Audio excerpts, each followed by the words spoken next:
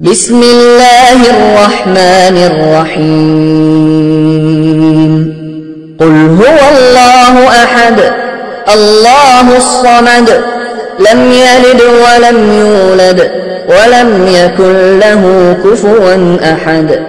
آپ نے ابھی تک ہمارا چینل سبسکرائب نہیں کیا تو اسے سبسکرائب کر لیجئے اور بیل کے آئیکن کو پریس کیجئے تاکہ ہر آنے والی نئی ویڈیو کا نوٹیفیکیشن آپ کو مل سکے۔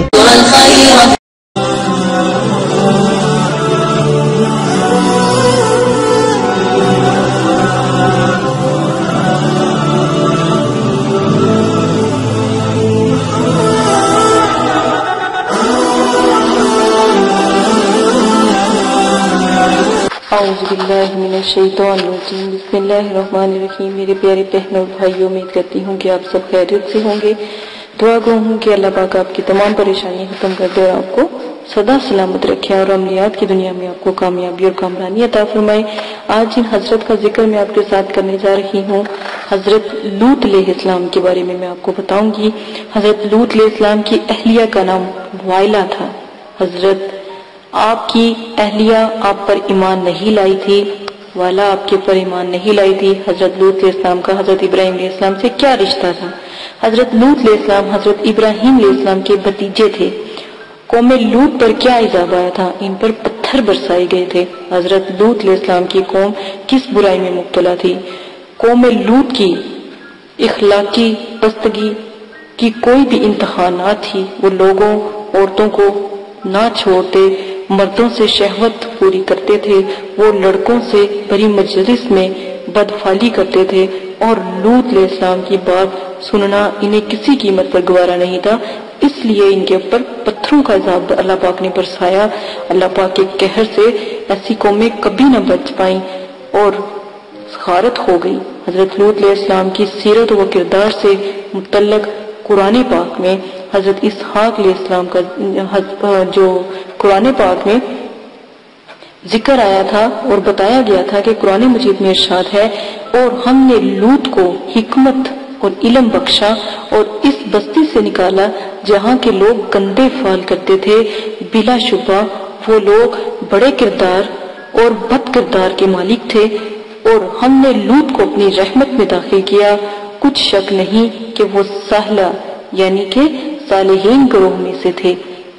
دیکھیں، تب جب انہوں نے بدفعلی کا طریقہ اختیار کیا حضرت لوط علیہ السلام نے، تو آج تک آپ کو پتہ ہے حرم اور جیسے کہ یہ سعودی عرب کے علاقوں میں عورتیں مرد جب زنا کرتے ہیں تو ان کو بھی سنسار کیا جاتا ہے، تو یہ پتھر برسا کر ہی وہی طریقہ آزمایا گیا جو اللہ پاک نے حضرت جو ہیں لوط علیہ السلام کی قوم کے اوپر طریقہ مطلب کہ عذاب لائے تھے۔ اللہ پاک پتھروں کا عذاب ان کے اوپر لائے تھے، وہی طریقہ اب تک چلتا رہا ہے۔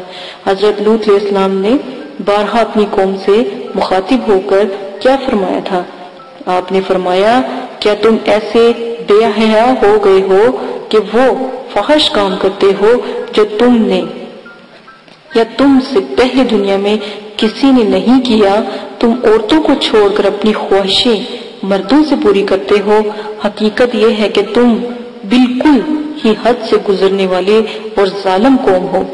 یہ لفظ حضرت لوط علیہ السلام نے اپنی قوم کے لیے کہے تھے، کیونکہ ان کی قوم اس قدر بدفعلی میں اور ظالم ہو چکی تھی کہ وہ خواتین کو چھوڑ کر، عورتوں کو اپنی چھوڑ کر مردوں کے ساتھ، یہاں تک کہ بھری محفل میں لڑکوں کے ساتھ، چھوٹی عمر کے لڑکوں کے ساتھ بھی بدفعلی کرنے سے باز نہیں آتے تھے۔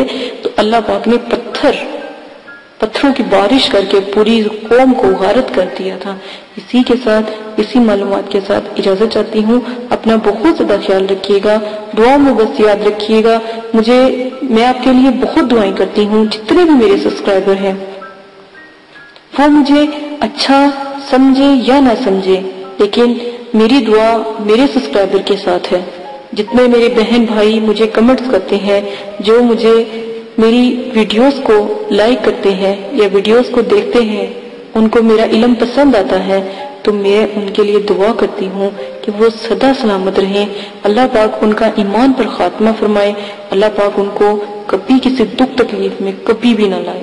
اللہ پاک ہمیشہ ان کا ساتھ دے، اپنی رحمتیں ان پر نوازے، قرآن پاک پڑھنے کا اللہ پاک ان کو شرف بخشے اور 5 وقت کا ان کو نمازی بنا دے اور میرے علم کو پھیلانے والا بنا دے۔ میں نے اپنے رب کے نام کو پھیلانا ایک عزم اٹھایا ہے، میری مدد کرنا میرے سبسکرائبر کا کام ہے۔ اسی کے ساتھ اجازت چاہتی ہوں، اپنا بہت زیادہ خیال رکھیے گا، لائک کیجیے گا، شیئر کیے، کمنٹس کریں، میرے چینل کو سبسکرائب کرنا نہ بھولیں، کیونکہ میرے چینل پر بہت سی اعلیٰ، بہت ہی نایاب قسم کی معلومات، وظائف اور علمیات یعنی کہ عمل بننے کے بہت سے وسائل